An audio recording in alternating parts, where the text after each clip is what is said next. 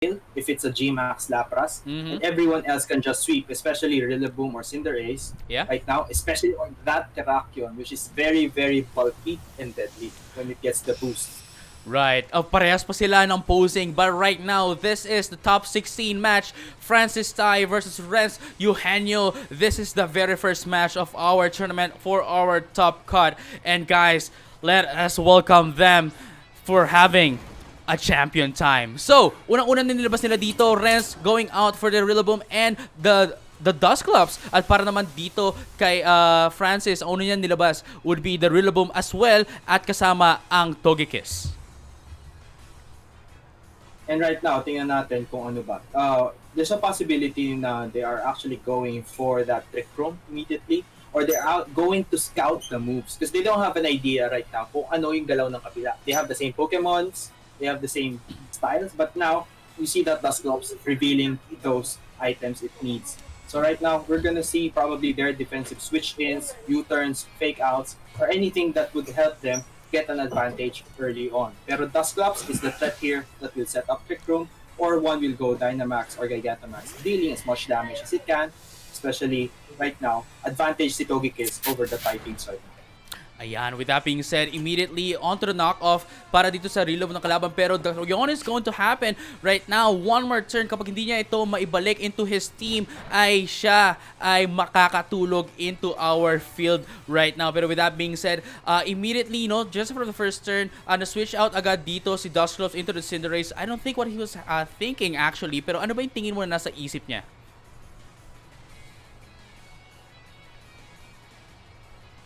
Toff? Sorry, right now, marami kasing pwede maging play. The possible switch-ins, switch-outs, and that Eon will trigger something like a switch-out. And now that Cinderace is into play, there's a possibility that it will go for the G-Max or the Dynamax, dealing as much damage to the Pokemons on the field or the possible switch-ins ni Francis. And Rence on this end, there's no fake outs that's gonna happen. Possible switch outs into specific Pokemon to just deal as much defensive pressure or offensive pressure at this point.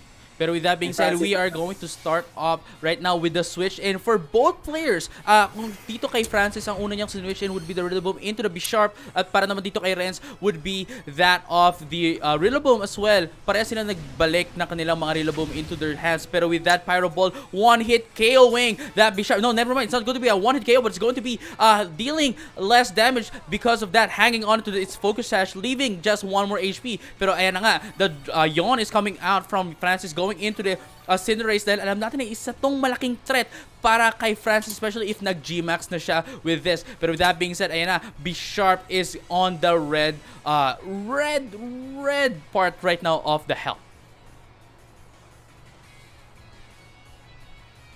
Okay, so right now we're seeing B-Sharp here at an disadvantage HP, but an offensive pressure. He has typing advantage against this Lapras, which is very, very slow, but he has Follow Me is in there to support the possible attacks coming from Cinderace.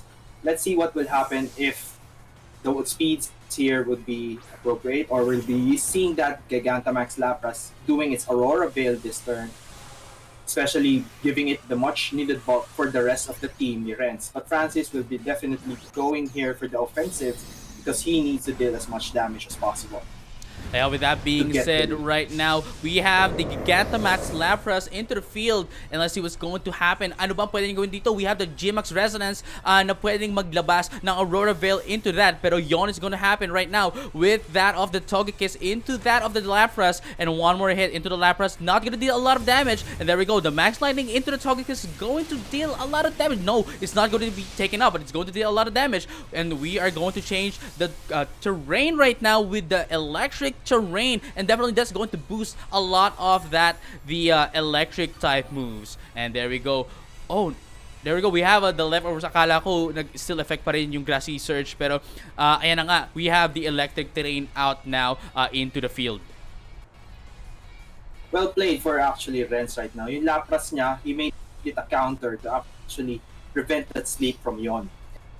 And this time, he can set up that screen from G-Max Resonance anytime with having Francis on the pressure to regain that offensive presence, because Sharp is at the red zone. Togekiss is right now within KO range of either Pokemon if ever they go for an offensive attack. And Lapras is at the type advantage against Togekiss. And Sharp might not be able to deal the KO right now to Lapras. And with that being said, the switch in again is going to happen. Francis, and dami ang switches na ginagawa ngayon. I don't think what he's trying to do, pero I think alam mo ang kaya niyang gawin with that. And there we go. Tinanggal niya ng electric terrain at binalik niya na dito ang grass terrain para magkaroon sila ng health both of his Pokemon. Never mind, actually hindi pala kasama dito si Togekiss dahil siya ay isang flying type na hindi apektado ng grass terrain. Pero with that being said, the high horsepower is not going to hit the flying Pokemon, pero that is one more hit. The GMX Resonance is going to take out that of the Togekiss with just one hit. Alam natin na bawas na yung buhay niya dito at ano niya, tinapos niya na yung trabaho niya dito para tanggalin na si Togekiss into the field. Pero with that being said as well, with the GMX Resonance, immediately Aurora Veil plus Reflect attack, automatically parang ano na siya, parang nag-reflect na rin siya and nag-light screen. And right now, yung grassy terrain na pumasok dito sa field actually also have ground damage and spread ground damage and also boost grass type moves. So right now, Lapras being weak to grass, Rillaboom is in a good spot to actually deal damage, and Rillaboom is really bulky right now. And now that the terrain has changed, tulog siya at hindi natin sure kung magigising pa siya within the next 1, 2, or 3 turns, and just probably take damage within the next 2 turns. Ayan na nga. Francis here has the Dynamax advantage, Dynamax turn advantage. Due to the fact na isang turn na lang dito si Lapras, and with that being said, the Gigantamax is now out for the Cinderace. Ayan na nga, unang makikita natin, unang G-Max Cinderace, G-Max na starter, and going in for the G-Max Fireball. It's going to deal a lot of damage into that of the Lapras. I don't know, no, it's not going to be on the Lapras, pero the Rillaboom is going to actually survive with just one more hit. 7 HP is left right now for the Rillaboom. That's really interesting kasi bigla na lang akala ko it's going to take out, it could either take out the Lapras, or the Rillaboom as well. Pero dude, even if the G-Max move of Cinderace went in for the Rillaboom, may natira pa rin na 7 super bulky ng Rillaboom ni Rence ngayon dito sa field. With that G-Max Resonance, probably. Oh, yeah. That's true. And we're seeing right now, the Dynamax has ended for that Lapras, and it is still asleep. And offensive presence-wise, Lapras will not be able to do anything anymore in terms of the offense. And now, in front of a Gigantamax Cinderace, they will be just sitting ducks taking the damage unless they'll be able to turn things in the favor, which is hopefully Terrakion is back there, but we have yet to see Terrakion. Oh, it will pop. And there we go. He's now going to use in the Protect. Is he going to go in for the double Protect? No, it's not going to be. The Grassy Slide, a priority move, but it's not going to take out the Rillaboom.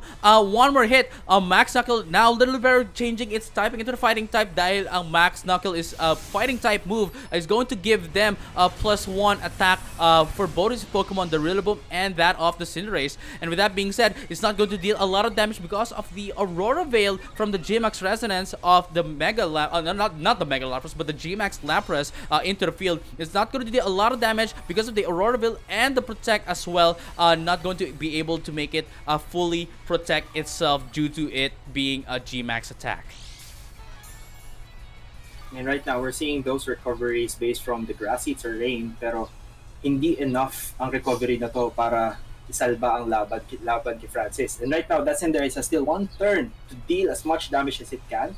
Even if you are defensively protected by the G-Max Resonance Veils, Rillaboom is boosted by 1, same as Cinderace. They can definitely deal as much damage as they can and take out 2 Pokemon at once. And Francis Tai is definitely having his momentum right now and leaving Rence with probably 2 Pokemon on this turn.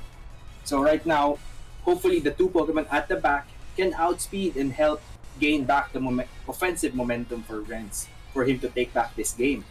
Right now, grassy terrain is about to end in a few turns, so we're waiting what they will be choosing. So let's see. Ayan na nga, dude, the priority move is going to take out that of the Lapras with just 1 hit. Yan ang nakakatakot ngayon with the better Bulu. Actually, no, it's not really Bulu. It's a better Bulu right now.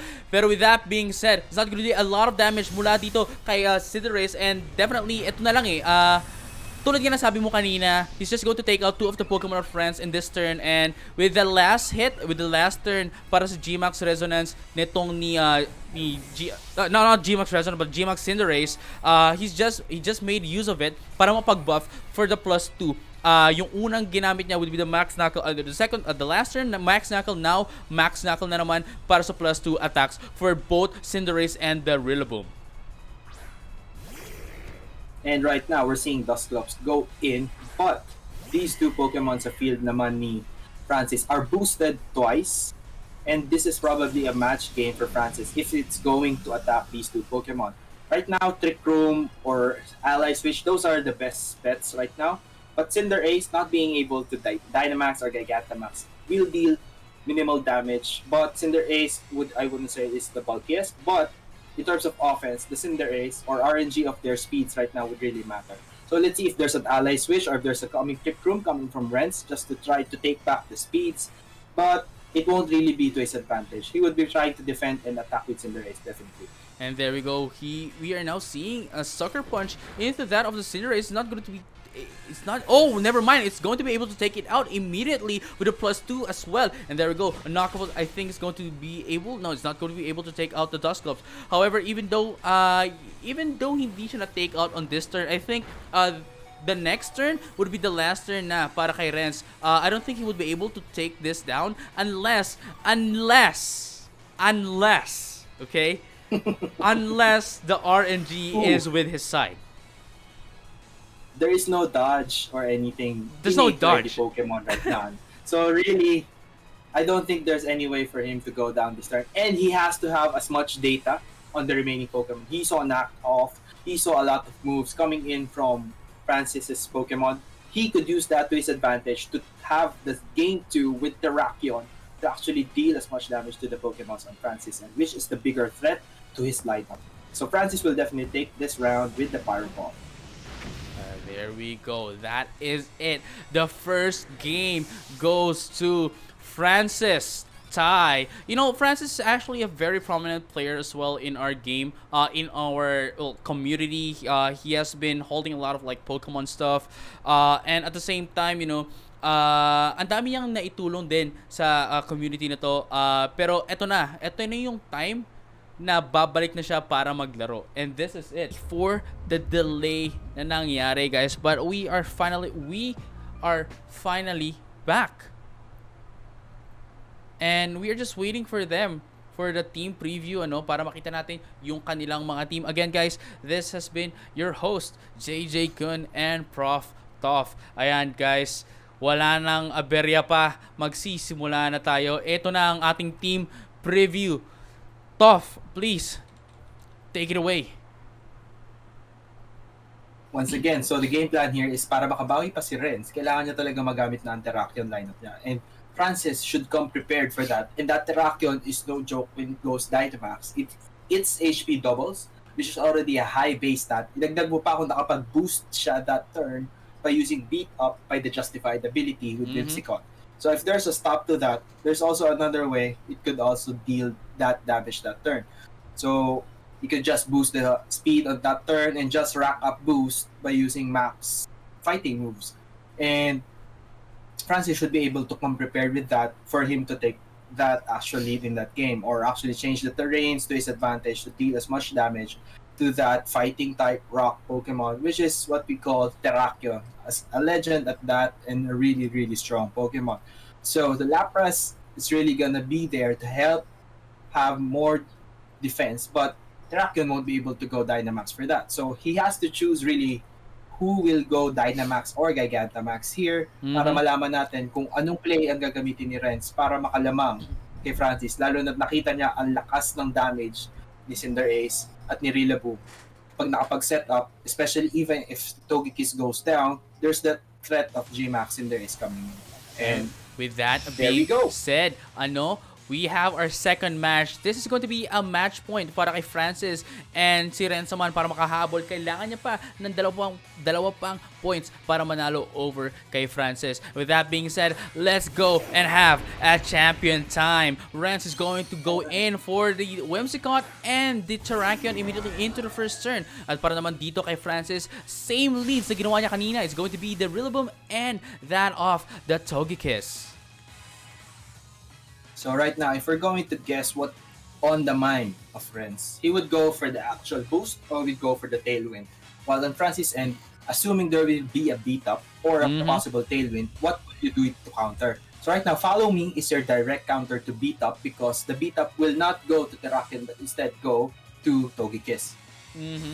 And there we go immediately. Unang-unang ginawa niya, nag-protect siya, and there we go. Of course, ina-anticipate niya na yon na magkakaroon ng beat up into that of the Terrakion. Pero Rence here outsmarted the play, and immediately taunt is going to happen right there. Hindi na niya magagamit ang Follow Me, but the Grass Slide is not going to hit the Terrakion because of the protection na ginawa nito in and of itself. I would have to say well played. Francis was really created that turn para talaga mapigilan yung setup. And right now, there is no Follow Me to stop it.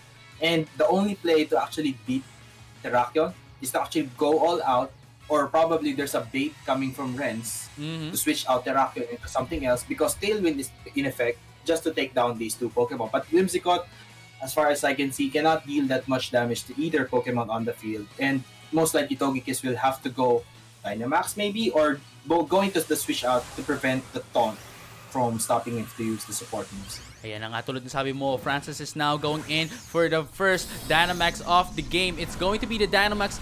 Togekiss, I think, is going to go in for the Max Airstream, if I'm not mistaken. Let's see kung yun nga ang mangyayari ngayon in our game. Pero then again, we also would like to know if may mangyayari di bang ganun with Rence's side. Pero mukhang wala. The Grass Slide is going to hit Terrakion. It's not going to be a one-hit KO, but it dealt a lot of damage. The beat-up's going in with the Terrakion. I think it's going to be enough to take it down. Let's see. One hit. Second hit is going to do another +1. 19 damage. 2 HPs. Mukhang makakasurvive pati si Terrakion dito. Tingnan natin kung anong pwedeng mangyari dito. Kung mauna ba dito si Terrakion? Tingnan natin. Mauna ba si Terrakion? Kay Togekiss? Hindi natin alam. Malalaman pa natin yan. No, ayan na nga. And with that being said, ayan na nga. 4 times has been hit. The Rock Slide is going to hit. Togekiss is going to be taken out. It's not going to be taken out. The Rillaboom right now has the very red health. And that was the play. That was the play. And there we go. It's not going to be a 1 KO into that of the Whimsicott, but it deals a lot of damage and setting up as well the Psychic Terrain. Oh no, is that a second? No, the Mr. Rain. Sorry for that. And there we go. Ano naman tingin mo dito na pwede niyang gawin? And I would have to say right now, it's in a bad spot for Rence to bounce out of this because, you know, that Togekiss can go with crits all day. And access to Dynamax makes it even tougher to actually take out this turn. Even if it's a 40 to 50% HP, it's not at an advantage to deal damage. And knock off, fake out, those are the only things right now, or Grassy Glide coming in from Rillaboom. We can't say it's gonna be nice for Rence right now. Francis is definitely the lead for this time, and it could go on until Togekiss takes out another Pokemon here and still rack up any needed boost for Max Airstream, or even get up the Misty Terrain to prevent any further status coming from either Pokemon from Rence's side. So really, Pokemon here, there's no more Dynamax coming in. It's not gonna be any more Dynamax coming in from the Francis side, definitely. Pero Rence here still hasn't used his Dynamax Pokemon. Pero tingnan natin kung ano pwedeng maging Dynamax. Baka at the very back, baka andyan si Cinderace, we don't know yet. But we have the knockoff here coming into the Rillaboom, going to take out the Assault Vest, and there we go. Max Airstream is going to happen right now into the Rillaboom. I think it's going to be taken out. It is going to be taken out onto that of the Rillaboom, and there we go. +1 speed is coming to the side of Francis tie for both Rillaboom and that of the Togekiss. But then again, we have to remember, even though naka +1 sila dito, the Tailwind is still on the side of Friends. So definitely, I think mas magiging mabilis pa dito si Cinderace if it is Cinderace na nasa likod into the back of the team. What do you think? definitely it has to be an offensive Pokemon on Rence's side. And sa panahon na meron si Rence ngayon para bumawi, he really has to have the offensive pressure because Whimsicott will not provide that offensive presence. And there are two Pokemon on Francis's end, plus two at the back that can still deal as much damage based on the lineup. It's very offensive in nature. So really, right now, Rence is at a position where Cinderace has to take out 3 Pokemon in a row and it has to be AoE. But I don't remember any AoE moves, or probably one of them has to take out one Pokemon at a time. But yes, definitely they will be going faster with that Tailwind, even if with that max Airstream on the previous turn. So hopefully this turn, there's probably a max guard coming in from Francis Tai to preserve one Pokemon or both Pokemons on the field or reset the terrain if needed. So waiting to see what they will be doing right now. But definitely Francis Tai will be defending because Tailwind will has to be burned out. And there we go. The Gigantamax, I think this is going to be a Gigantamax. Yeah, there we go. The Gigantamax Cinderace is coming into play right now. And definitely, this is the fastest Pokemon into the field right now, except for the priority na manggagaling sa grassy slide nitong ni Rillaboom. And with that being said, Cinderace, let's see kung ano mangyari sa Sunny Day is going to happen with the Prankster ability of making it a priority move. And there we go. Sunny Day is going to boost up the attacks of the Cinderace. And there we go. The G-Max Fireball. There we go. Into that of the Togekiss is going to be taken out, and there we go. Tulad ng sabi mo, he could have went for the double protect to preserve both of the Pokemon, pero that is not what happened. Pero then again, you know, we still have the +1 speed into the Rillaboom. Rillaboom was gonna use the Wood Habit. It's not gonna deal a lot of damage into the Whimsicott. However, it was enough to take it down. Now, si Rence, isa na lang ang Pokemon niya na titira dito. Do you think makakabawi pa dito si Rence? With some miracle or whatever, like good strategy. Pag makita mo si Primarina, mahirap. Kasi Rillaboom can still deal damage with knockoff or anything. Cinderace right now, if it's a focus sash, but really the speed is coming out from Rence right now. It has 2 turns to take out 2 Pokemon. And if these 2 Pokemon go down, they will probably bring Rence down to half. And if it's Primarina at the back of everyone, it's gonna be tough for that Cinderace to actually take it out. It doesn't have access to fighting or super effective moves.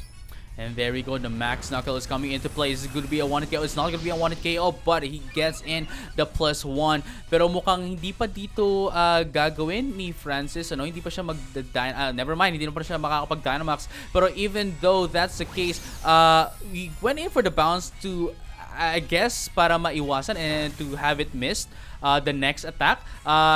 Tingin ko dito, Rillaboom is going, I don't think it's going to go in for the protect as well. But with that being said, Francis right now is just securing his spot para manalo against the Cinderace. He's just, he's just delaying the game para maubos itong turns na Dynamax, Gigantamax Cinderace.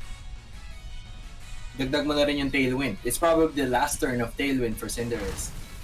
Look at the grassy slide. Even though the grassy slide isn't as good, it isn't as strong, pero the damage it dealt, even though it's a not very effective move, is still a lot. But with that being said, Rillaboom is going to be taken out by that of the G-Max Cinderace. At ayan na nga, we have the bounce as well coming down into that of the Cinderace. Tingnan natin anong pwede mangyari dito. He's not going to be enough, but he takes out the paralysis even though you have the Tailwind in. Hindi na magiging, it doesn't even matter anymore. And ayan na nga, tulad na sabi mo kanina, the Tailwind has petered out in this turn. Wala na siya magagawa. Pinakamabagal na Pokemon na dito. We have Cinderace, and definitely I think it's going to be the Primarina, and there we go. Katulad na sinabi mo kanina, it's going to be the Primarina at the back and also the Cinderace. I think this is going to be a game for Francis. Definitely, and as I mentioned before, that Terrakion should have committed to a Dynamax for it to have the HP to actually last another turn to take out those 2 Pokemon na dinala ni Francis. But there we go.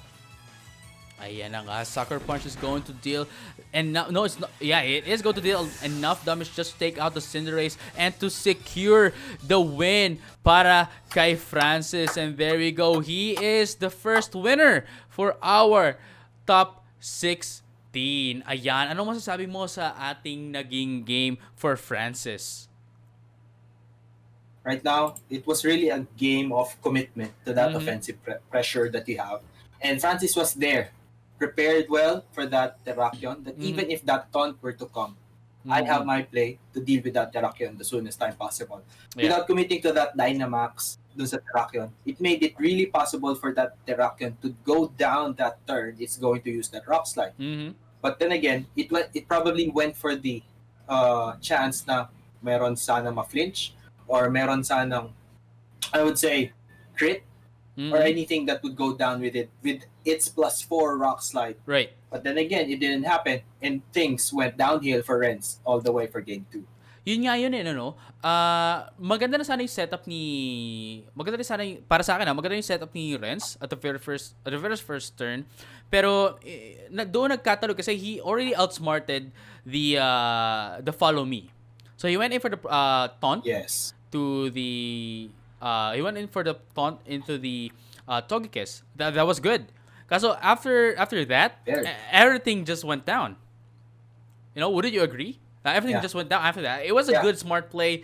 However, he went in for the protect that turn. Turn 1. So, I think it would have been a huge deal if nag-rock slide siya immediately from the turn, if ganun lang din naman ang gagawin niya, and then beat up Dynamax into the second turn. What do you think if that were to happen?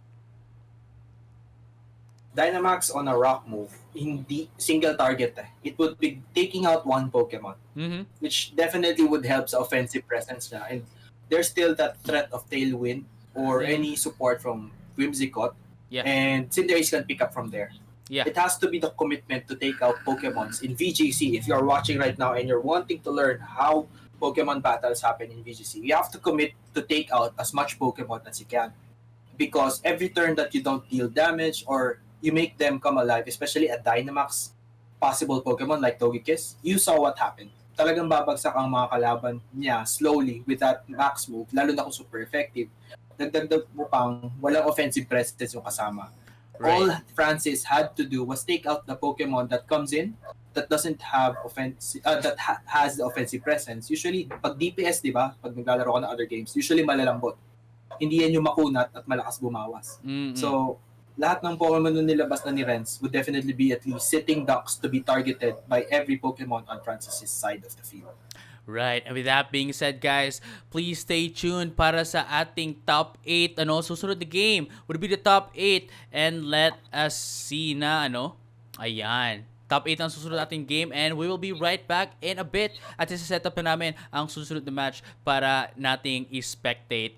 Ayan guys. So again guys, I'm your Big Daddy JJ at kasama ko ngayon dito si Prof and we will be right back and please stay tuned. We will be right back.